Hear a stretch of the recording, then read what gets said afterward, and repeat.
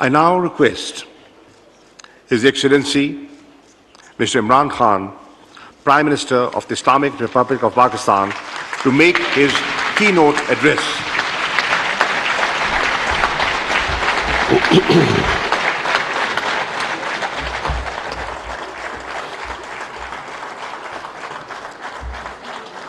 Bismillahirrahmanirrahim. Iyyaka na'budu wa iyyaka nasta'in. Secretary General IOC Hussain Brahim Taha, Foreign Minister, Kingdom of Saudi Arabia, Prince Faisal bin Farhan Al Saud, Honorable Foreign Minister of China, Wang Yi, Royal Highnesses, Honorable Foreign Ministers, Excellencies, ladies and gentlemen. First of all, let me welcome you with great joy and happiness on this 48th Foreign Ministers OIC meeting. And it's being held in Islamabad at a time when we are celebrating our 75th anniversary of our independence. So I want to warmly welcome you. I hope you have a great stay here. And from the people of Pakistan, they are overjoyed that all of you are here and on this special occasion. Today I want to especially congratulate our OIC members because of a landmark resolution passed in the United Nations declaring 15th March as a day to combat Islamophobia.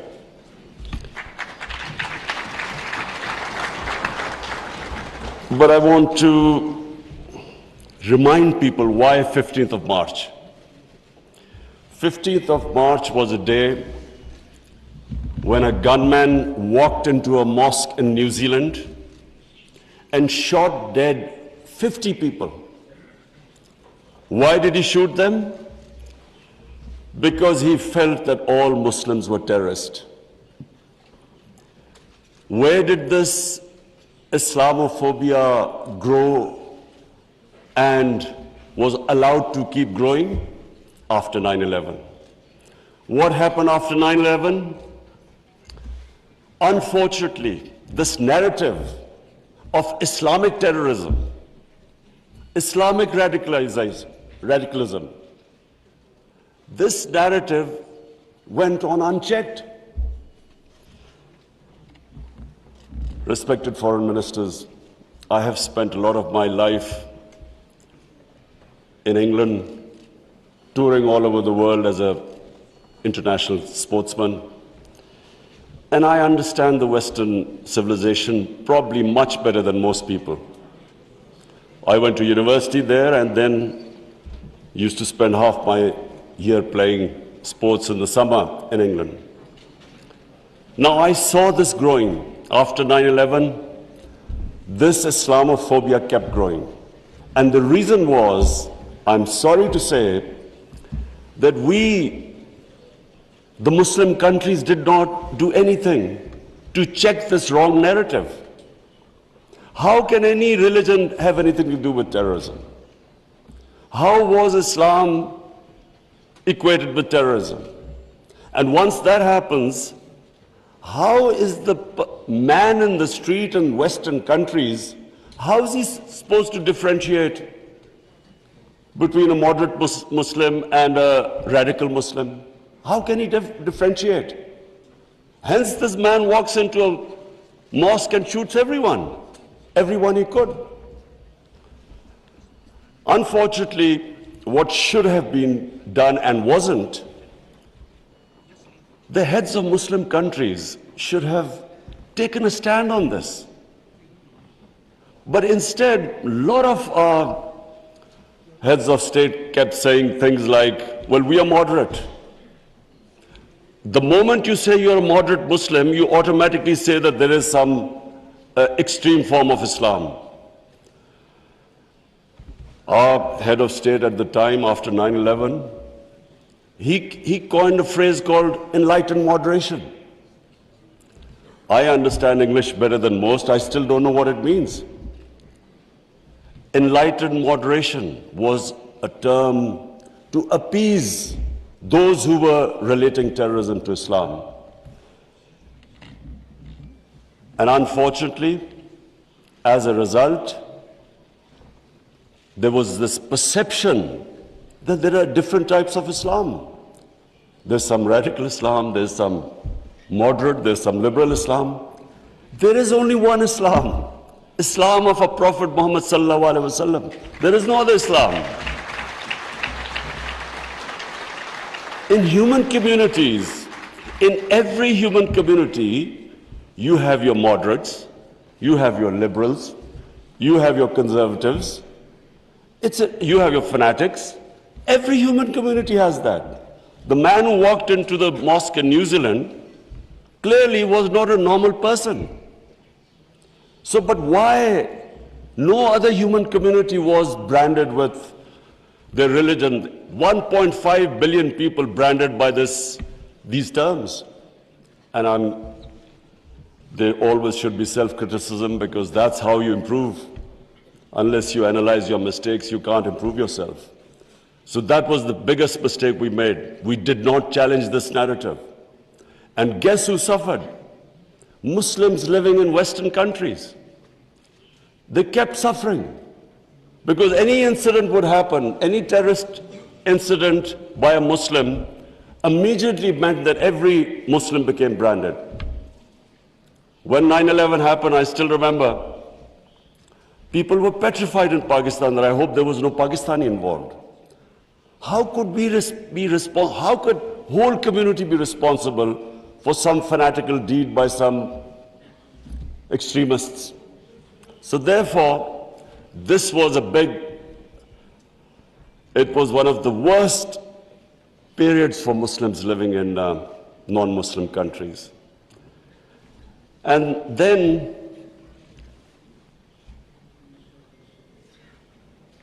in 1989, there was a book called Satanic Verses, written by a Muslim who knew, because he came from a Muslim family, he knew the reaction in the Muslim world, amongst the Muslims, if he insulted or mocked or ridiculed our Holy Prophet, peace be upon him.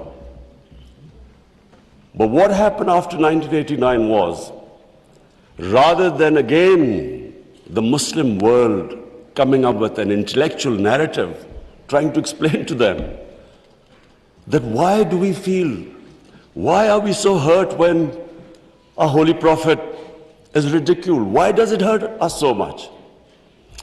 Living in and knowing the Western societies, I knew why they couldn't understand, because they do not treat religion like we do. Jesus Christ is not treated the way we in the West, the way we treat our Holy Prophet here. So they couldn't understand what was going on. Why were there demonstrations? Why were there death threats to Salman Rushdie? So they kept thinking that the Muslims do not allow freedom of expression.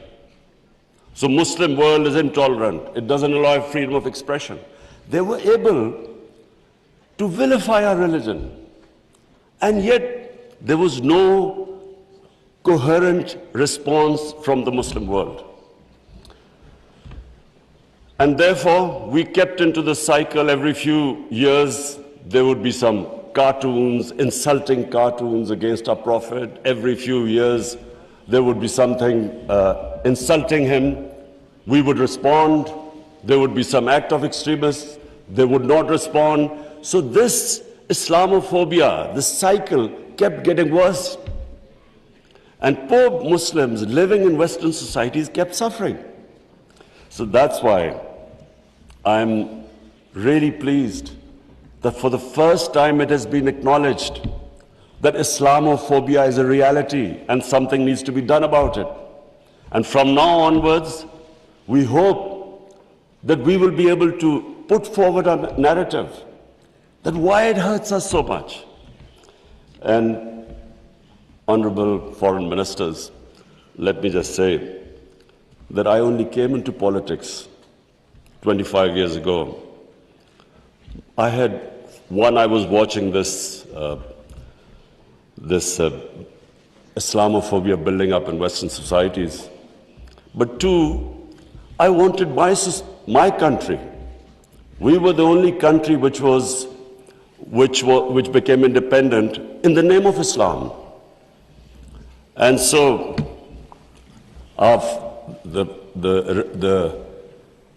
the objective resolution of our founding fathers was to make an Islamic welfare state based on the state of Medina. So I came into politics 25 years ago because that was my goal. And just in this August gathering, let me just say, in the history of mankind, there was never a more just and humane state. Unfortunately, our children don't know about it.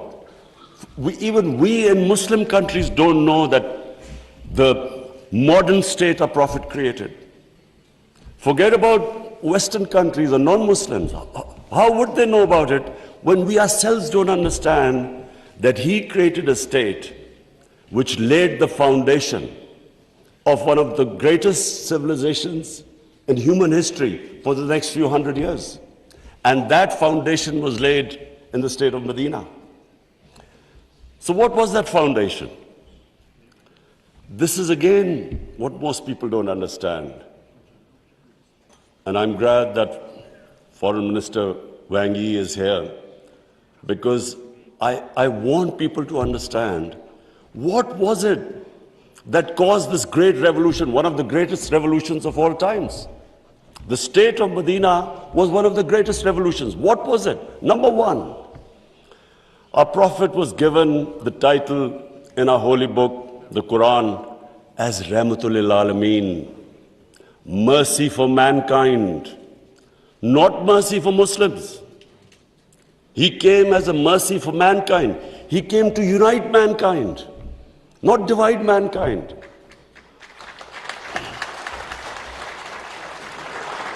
Allah for Muslims is Rabbul Alameen, not Rabbul Muslimeen. We do not understand, we Muslims don't understand the great mission our Prophet came in this world for, to unite humanity. The Charter of Medina was signed with Jews, with Christians, with Sabians, and with pagans. All became part of a human community. We don't even realize that in 10 years which the Prophet came to Medina and then he left this world, people think that it was, through conquests and through the sword. Hardly anyone knows that in these 10 years, there were only about 1,200 people who were killed in battles. In these 10 years, 1,200 people died and Islam spread all over Arabia. So it was a revolution of ideas. He created a new system. So the state of Medina, he created the best rule of law. The basis of a civilized society is rule of law. His saying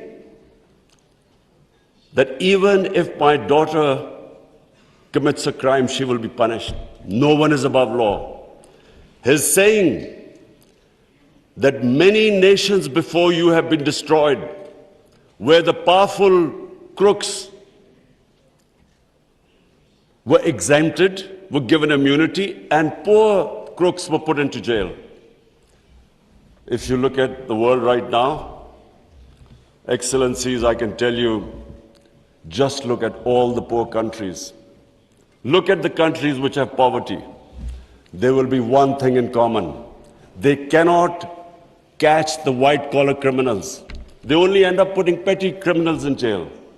This is the biggest problem which our Prophet, peace be upon him, predicted almost 1,500 years ago. The developing world is poor, not because they lack resources, because they cannot put the powerful criminals in jail. There's a fact-eye panel report by Secretary General of the United Nations. According to this report, and this will shock all of you, that every year, $1.6 trillion leave the poor countries and end up in tax havens and in the developed world. $1.6 trillion according to the fact-eye panel report of the UN Secretary General. Just imagine what is going on. Poor countries are being robbed simply because we cannot put the powerful criminals in jail. We cannot bring them under the rule of law. This is what our prophet predicted. And this was the state of Medina, where he set up this system of rule of law, no one above. And two of the first four Khalifas, two of the first four heads of state of Medina ended up in court of law. And one of the most revered and respected figures of Islam, who was the fourth Khalifa, he loses a case against a Jewish citizen because the judge refused to accept the testimony of his son. This was the justice system there, which laid the foundation of this great civilization. So what does it show? Number one,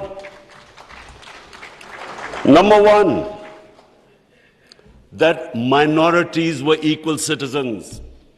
They were equal citizens in front of law. There was no discrimination. Secondly, it shows that a common citizen could win a case against the head of state. No one was above law. This is 600 years before the Magna Carta was signed in England, which was the beginning of the democratic struggle of Britain. And it took them years before they could actually bring their head of state under the rule of law. This is what happened in the state of Medina. It was ahead of its time. And then it was the first welfare state in the history of mankind. Compassion, humanity. It was a state which took care of its weak, its orphans, its widows, its poor people. It was the first time pensions were introduced in the state of Medina. They took care of the old people. A compassionate state. A state where they wanted to please the Almighty. How do you please the Almighty Allah? By looking after His human beings, especially the weak. This is what happened in the state of Medina. And today, I feel sad whenever I go to Scandinavia. I see what a welfare state should be in all over the Muslim world. Look at humanity there. Look at the way they look after the weak. In fact, sometimes I'm sad because they look after the animals better than some of us look after our human beings. And remember, He's Rahmatul Alameen, so whoever listened to His message, whichever human community will prosper. It doesn't matter, because for all humanity, He brought the message of mercy. If you look at Switzerland, in the rule of law index, Switzerland is 99%. 99%. So with hardly any resources, it is one of the most prosperous countries in the world. So as I said, anyone who goes by the model of Medina will prosper. And then, quest for knowledge. Foreign Minister Wang Yi, you'll be surprised, one of our prophets saying, he said, even if you have to go to China to learn and quest for knowledge, you must go there. Now, first, China at that time was center of knowledge, but it meant even risking your life. Going from, at that time, Arabia to China meant you might not come back. So that was the quest of knowledge. You have to seek knowledge from cradle to grave. He sparked off this great knowledge revolution. For hundreds of years, the top scientists were Muslims because they thought quest for knowledge was a sacred duty. Look at the situation in the Muslim world today. How much do we have a quest for knowledge? And then we get so much, wherever you go, Muslims are, that we imprison our women have no rights. And sometimes, it almost seemed that the US invaded Afghanistan to liberate their women. There was no other reason except to liberate their women. Somehow our women are in prison. Let me just tell you that it was a revolutionary move by our Prophet that women were given inheritance rights. They were empowered. In Europe, even 100 years ago, the women barely got their inheritance rights. 1,500 years ago, women were given their rights. And no one seems to know this. And sadly, cultural issues are equated to our religion. We cannot explain, sometimes Western people say, they confuse culture with religion. I'm sad to say in Pakistan, we discovered 70% of our women do not get inheritance rights. So we have especially had to pass law to enforce that women must get their inheritance rights. This is 1,500 years later. And no one knows this. Slaves, honorable foreign ministers, nowhere in human history has this happened. That slaves became kings. The Mamluks were slaves who became kings in Egypt. In India, there was slave dynasty that became kings. Why? Because the Prophet said, treat your slaves as family members. Best to free them, if not, treat them as equal family members. So he was the greatest human being that ever stepped foot. There'll never be a human being like them. Anyone close to the Prophet became leaders. If you read the book, The Arab Conquest, everyone became a leader, whoever was near the Prophet. And our generations don't understand that, and neither have we been able to explain to anyone else. Let's not confuse Muslim imperialism with the 10 years of Prophet in Medina. Let's not confuse that, because that was not what the Prophet preached, where the Muslims went all over the world conquering. It is not what the Prophets, the whole revolution was of ideas.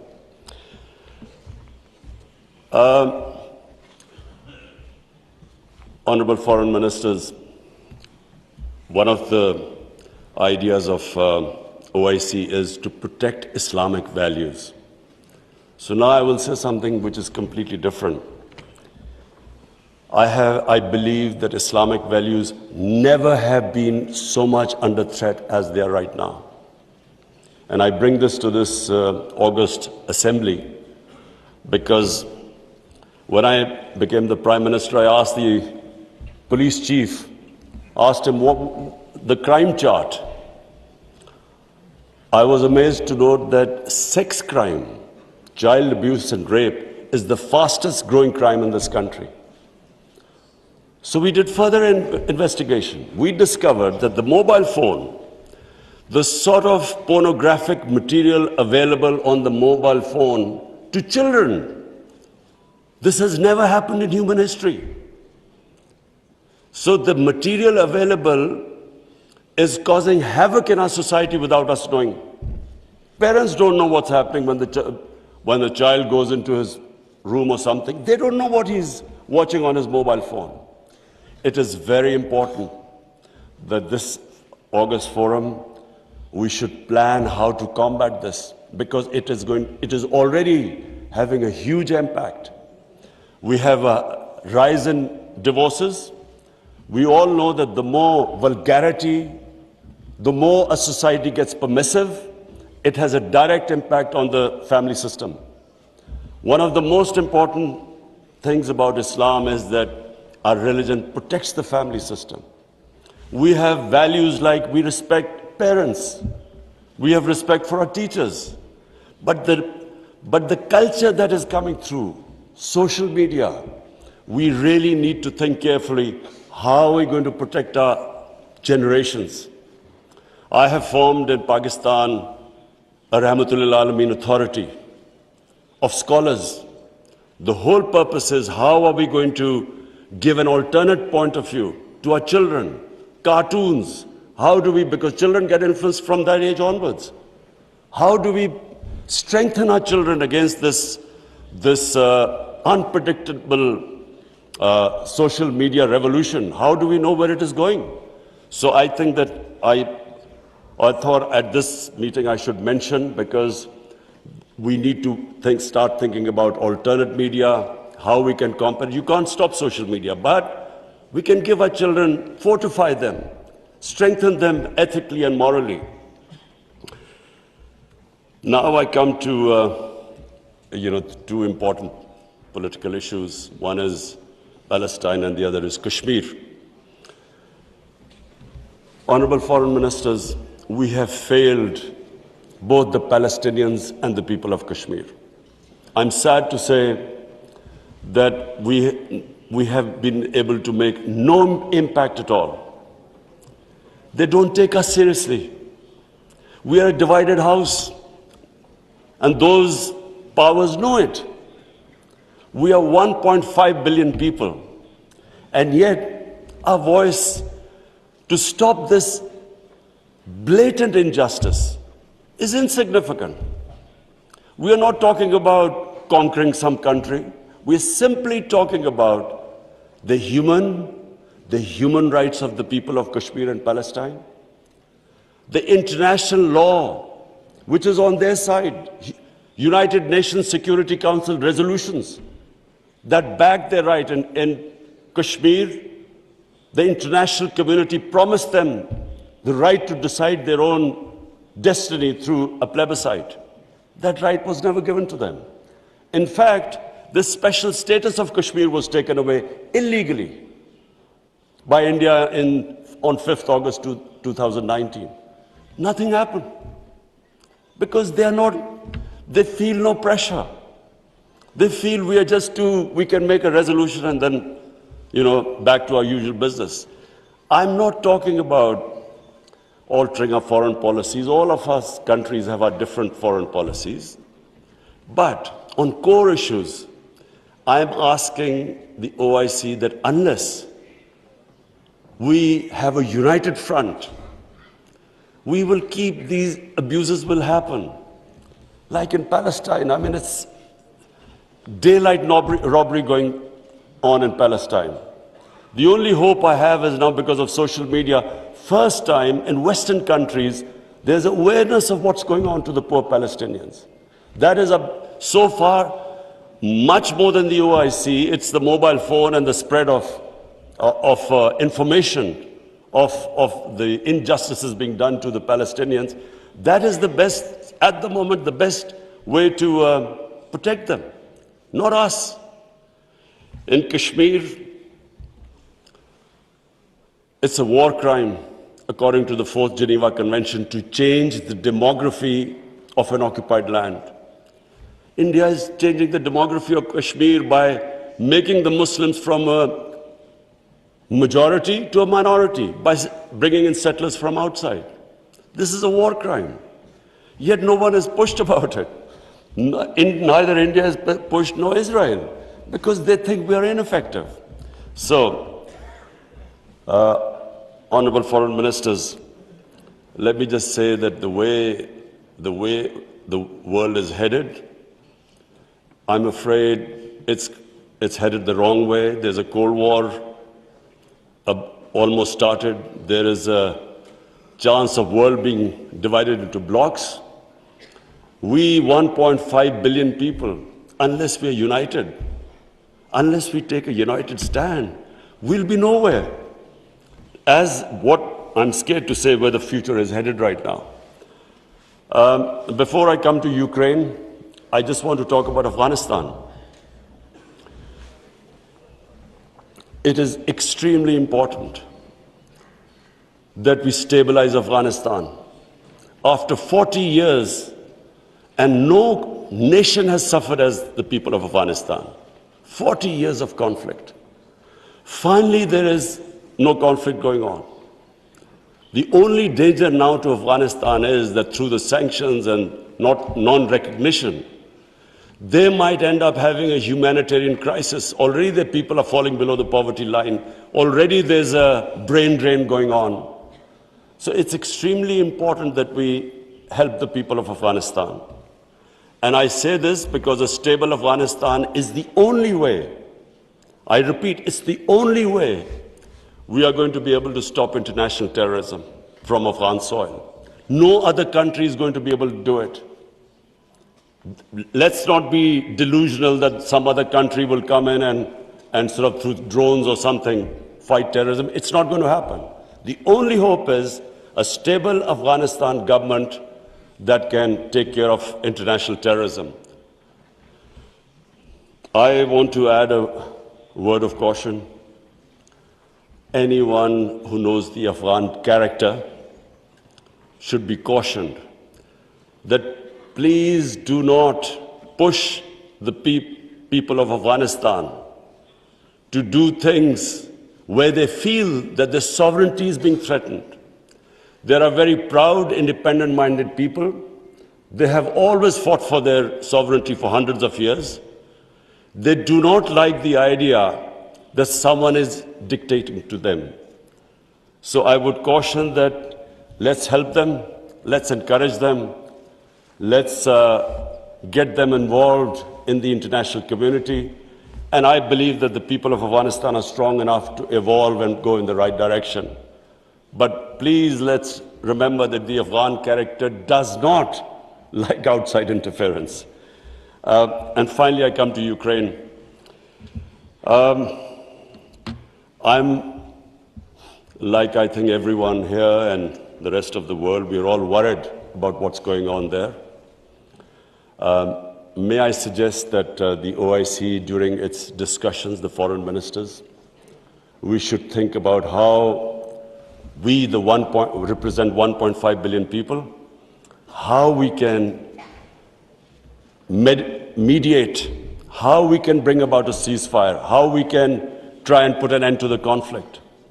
I'm going to meet His Excellency Wang Yi after this, and I want to discuss how maybe OIC, along with China, how we can all step in and try to stop this conflict, which is going to have, if it keeps going the way it is, it will have great consequences for the rest of the world. I have already, as the head of the government here, I can tell you that we are already suffering. Oil prices have gone up, gas prices have shot up, wheat prices have gone up because of this war. And if this keeps continuing, this is only going to get worse. So therefore, we should, all the countries which are non-partisan, we are in a special position to be able to influence this conflict.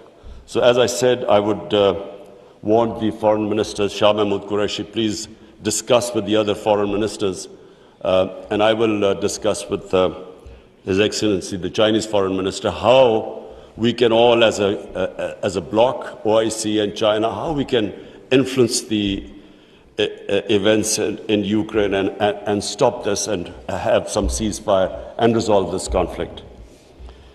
Lastly, honorable foreign ministers, let me again say what a pleasure it was to welcome you to my beautiful country. I want to end by saying, again, I repeat, that the world is moving in a direction which is sadly worrisome for all of us. In bloc politics, in Cold War, and let's just 1.5 billion people we keep underestimating the strength we have. Somehow we lack self-belief. As a sportsman, I can tell you that a team that has self-belief will defeat a team that is far more talented but doesn't have self-belief. We don't have self-belief. We somehow look to others to help us and get justice. But as where the world is headed, it is extremely important that we get united and on certain core issues take a stand. And let's not be dragged into this into blocks, into the conflicts. We should stay as a bloc and show our power in bringing about peace rather than becoming part of some conflict. Thank you very much.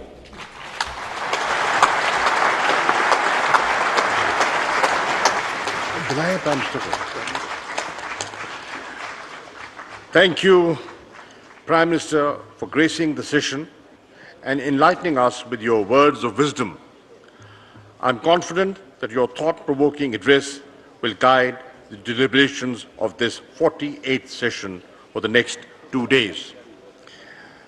Excellencies, we take a break for lunch and prayers.